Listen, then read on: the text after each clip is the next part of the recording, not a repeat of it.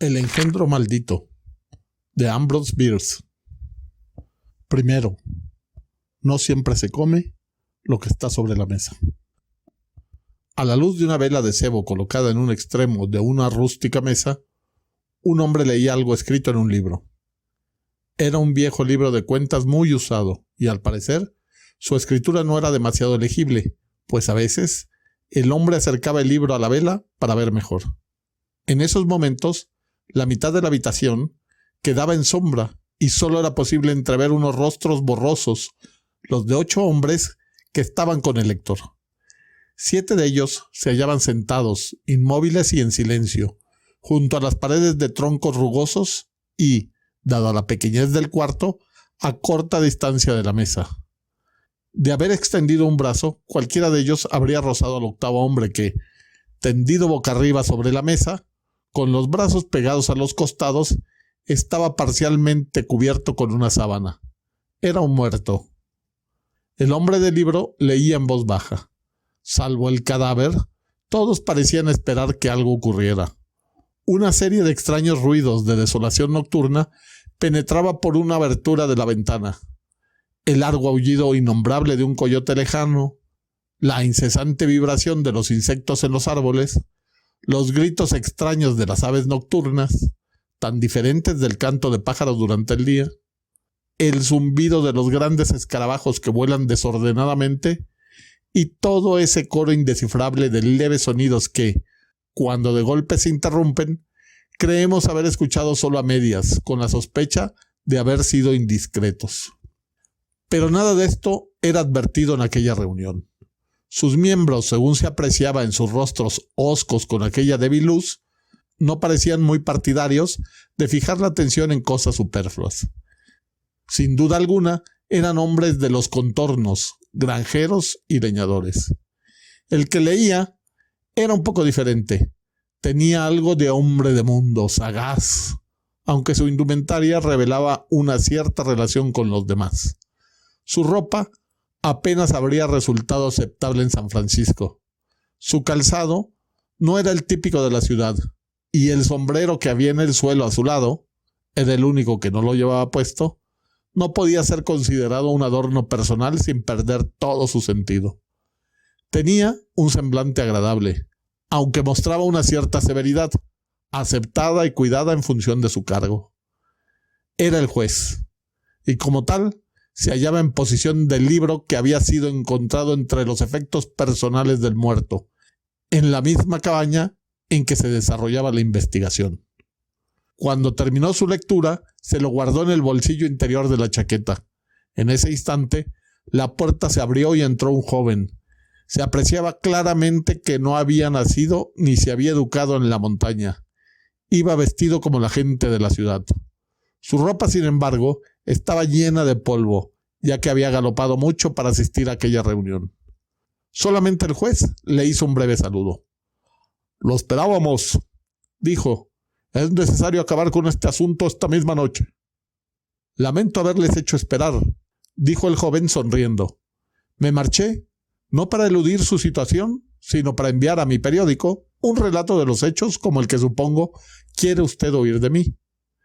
El juez sonrió.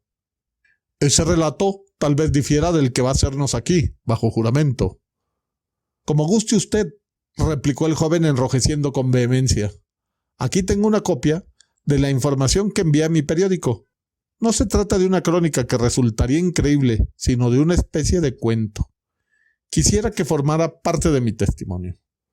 «Pero usted dice que es increíble». «Eso no es asunto suyo, señor juez». «Sí, yo juro que es cierto». El juez permaneció en silencio durante un rato con la cabeza inclinada.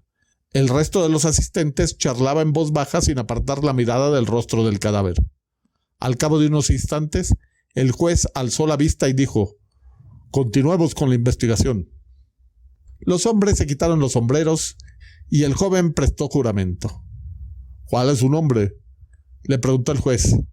«William Harker». «¿Edad?». «27 años». «¿Conocía usted al difunto Hugh Morgan?». «Sí». «¿Estaba usted con él cuando murió?». «Sí, muy cerca». «¿Y cómo se explica?», Su presencia, quiero decir. Había venido a visitarle para ir a cazar y a pescar. Además, también quería estudiar su tipo de vida tan extraña y solitaria.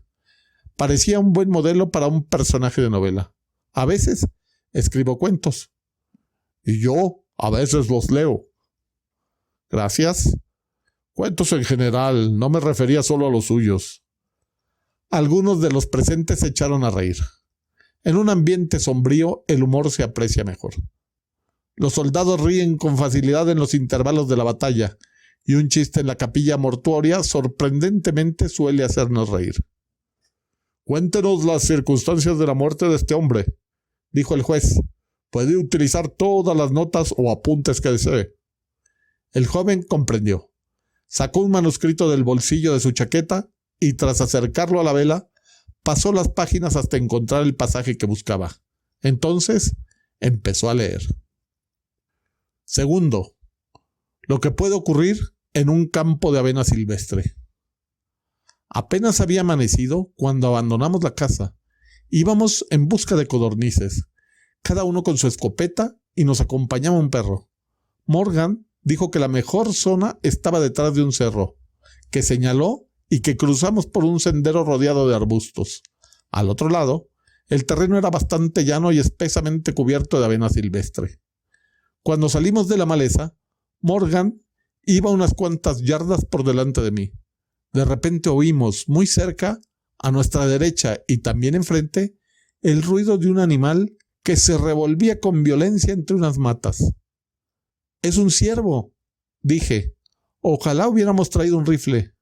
Morgan, que se había parado a examinar los arbustos, no dijo nada, pero había cargado los 2 cañones de su escopeta y se disponía a disparar. Parecía algo excitado, y esto me sorprendió, pues era célebre por su sangre fría, incluso en momentos de súbito e inminente peligro. «Venga», dije, «no esperarás acabar con un ciervo a base de perdigones, ¿verdad?». No contestó, pero cuando se volvió hacia mí, vi su rostro y me quedé impresionado por su expresión tensa. Comprendí entonces que algo serio ocurría, y lo primero que pensé fue que nos habíamos topado con un oso. Colgué mi escopeta y avancé hacia donde estaba Morgan. Los arbustos ya no se movían y el ruido había cesado, pero mi amigo observaba el lugar con la misma atención. «¿Pero qué pasa? ¿Qué diablos es?», le pregunté. «Este maldito engendro», contestó sin volverse. Su voz sonaba ronca y extraña. Estaba temblando. Iba a decir algo cuando vi que la avena que había en torno al lugar se movía de un modo inexplicable. No sé cómo describirlo. Era como si, empujada por una ráfaga de viento, no solo se cimbrara, sino que se tronchaba y no volvía a enderezarse. Y aquel movimiento se acercaba lentamente hacia nosotros. Aunque no recuerdo haber pasado miedo, nada antes me había afectado de un modo tan extraño como aquel fenómeno insólito e inenarrable. Recuerdo, y lo saco a colación porque me vino entonces a la memoria, que una vez, al mirar distraídamente por una ventana, confundí un cercano arbolito con otro de un grupo de árboles mucho más grandes que estaban más lejos. Parecía del mismo tamaño que estos, pero al estar más clara y marcadamente definido en sus detalles, no armonizaba con el resto.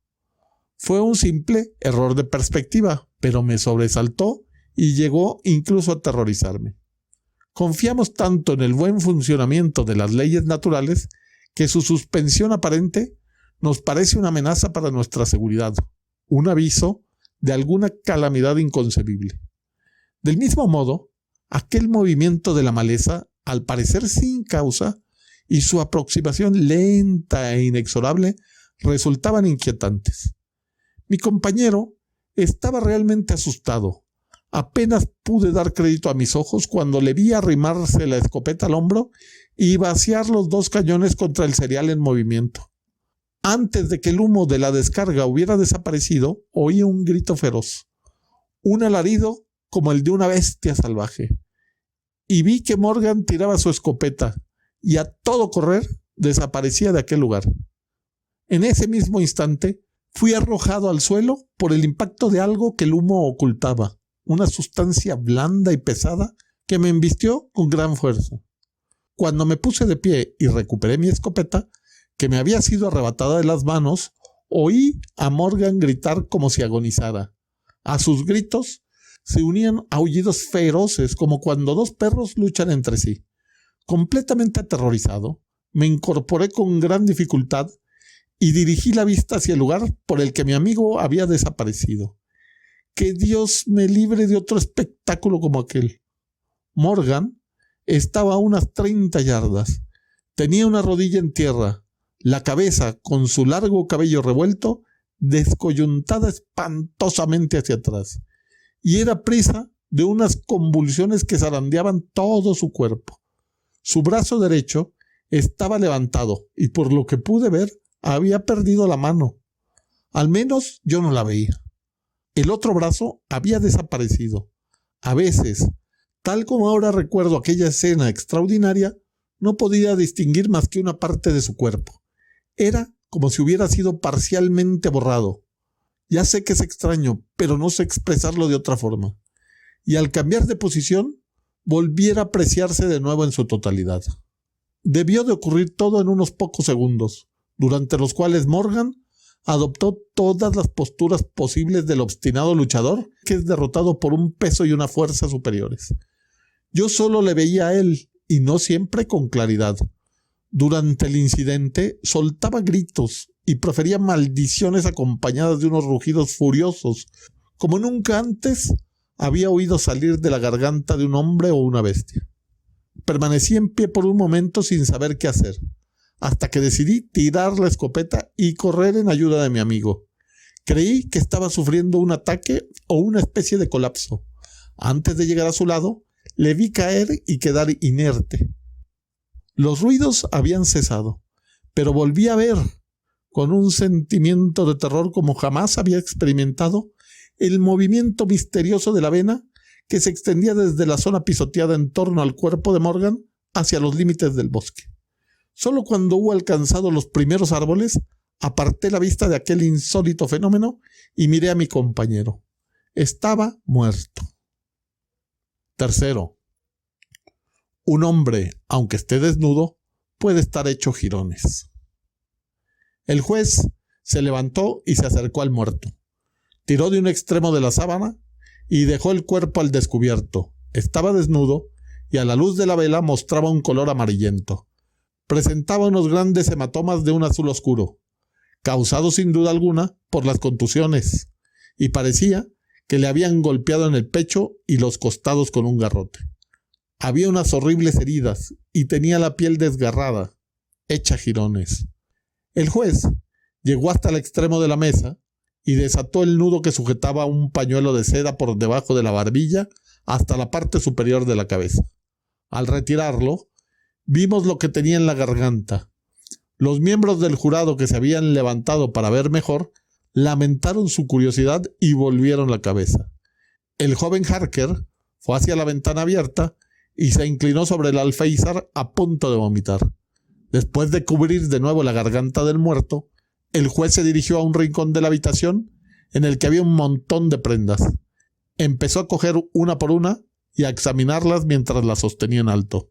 Estaban destrozadas y rígidas por la sangre seca. El resto de los presentes prefirió no hacer un examen más exhaustivo.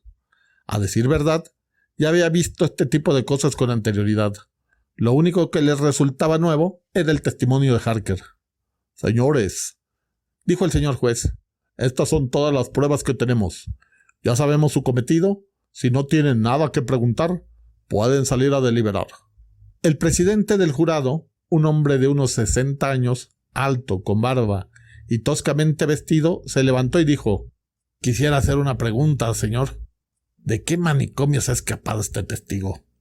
«Señor Harker», dijo el juez con tono grave y tranquilo, «¿de qué manicomio se ha escapado usted?» Harker enrojeció de nuevo, pero no contestó, y los 7 individuos se levantaron y abandonaron solemnemente la cabaña uno tras otro.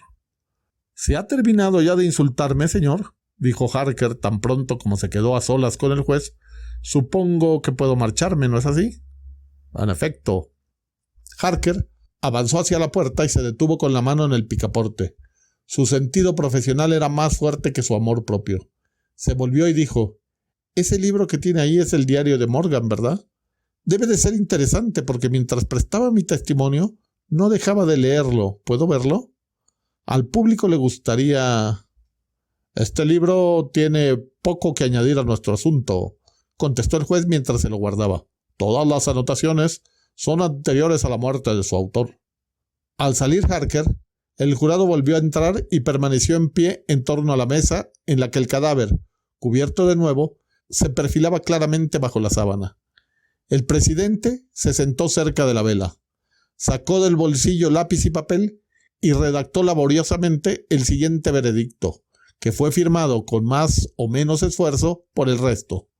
«Nosotros, el jurado, consideramos que el difunto encontró la muerte al ser atacado por un puma, aunque alguno cree que sufrió un colapso». Cuarto, una explicación desde la tumba. En el diario del difunto Hugh Morgan hay ciertos apuntes interesantes que pueden tener valor científico. En la investigación que se desarrolló junto a su cuerpo, el libro no fue citado como prueba, porque el juez consideró que podría haber confundido a los miembros del jurado. La fecha del primero de los apuntes mencionados no puede apreciarse con claridad por estar rota la parte superior de la hoja correspondiente. El resto expone lo siguiente. Corría describiendo un semicírculo, con la cabeza vuelta hacia el centro, y de pronto se detenía y ladraba furiosamente. Al final, echó a correr hacia el bosque con gran velocidad.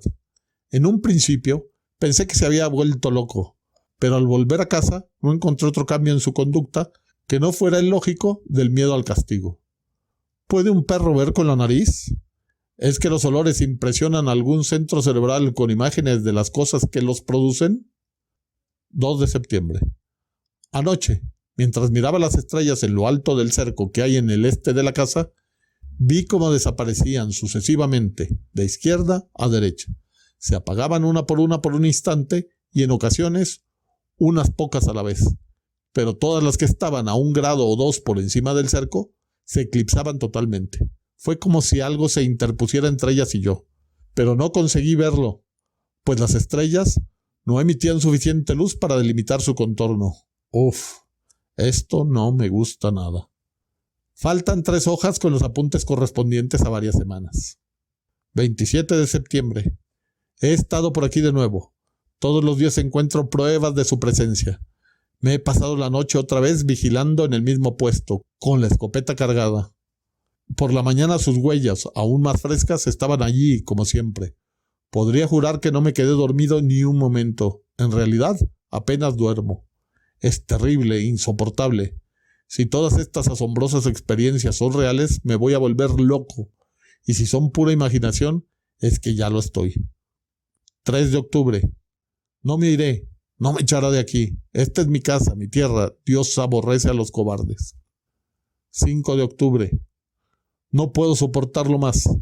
He invitado a Harker a pasar unas semanas. Él tiene la cabeza en su sitio. Por su actitud podré juzgar si me cree loco. 7 de octubre. Ya encontré la solución al misterio. Anoche la descubrí de repente como por revelación. Qué simple, qué horriblemente simple. Hay sonidos que no podemos oír. A ambos extremos de la escala hay notas que no hacen vibrar ese instrumento imperfecto que es el oído humano. Son muy agudas o muy graves. He visto cómo una bandada de mirlos ocupa la copa de un árbol, de varios árboles, y cantan todos a la vez. De repente, y al mismo tiempo, todos se lanzan al aire y emprenden el vuelo. ¿Cómo pueden hacerlo si no se ven unos a los otros? Es imposible que vean el movimiento de un jefe. Deben de tener una señal de aviso o una orden de un tono superior al estrépito de sus trinos, que es inaudible para mí. He observado también el mismo vuelo simultáneo cuando todos estaban en silencio. No solo entre mirlos, sino también en otras aves como las perdices, cuando están muy distanciadas entre los matorrales o incluso en pendientes opuestas de una colina. Los marineros saben que un grupo de ballenas que se calienta al sol o juguetea sobre la superficie del océano, separadas por millas de distancia, se zambullen al mismo tiempo y desaparecen en un momento. La señal Es emitida en un tono demasiado grave para el oído del marinero que está en el palo mayor o el de sus compañeros en cubierta, que sienten la vibración en el barco como las piedras de una catedral se conmueven con el bajo del órgano. Y lo que pasa con los sonidos ocurre también con los colores. A cada extremo del espectro luminoso, el químico detecta la presencia de los llamados rayos actínicos. Representan colores integrales en la composición de la luz que somos incapaces de reconocer. El ojo humano también es un instrumento imperfecto, y su alcance llega solo a unas pocas octavas de la verdadera escala cromática. No estoy loco. Lo que ocurre es que hay colores que no podemos ver. Y Dios me ampare, el engendro maldito es uno de esos colores. Ambrose Bierce nació en Mix, Estados Unidos, en el año de 1842 y murió en Ojinaga, México, en el año de 1914. Sus obras se caracterizan por tener casi siempre un tono satírico y mordaz, e incluso punzante y amargo. Su estilo se caracteriza también porque en sus obras casi siempre se inicia en el medio de la acción y después la narración se realiza en retrospectiva. El género de suspenso y terror fue también de sus favoritos. Sus obras más importantes son El Diccionario del Diablo y El monje y la hija del verdugo. En su libro El engendro maldito, también conocido como La cosa maldita, de 1894, Bierce nos narra la terrorífica muerte de un granjero quien termina siendo presa de una criatura que resulta ser invisible para el ojo humano.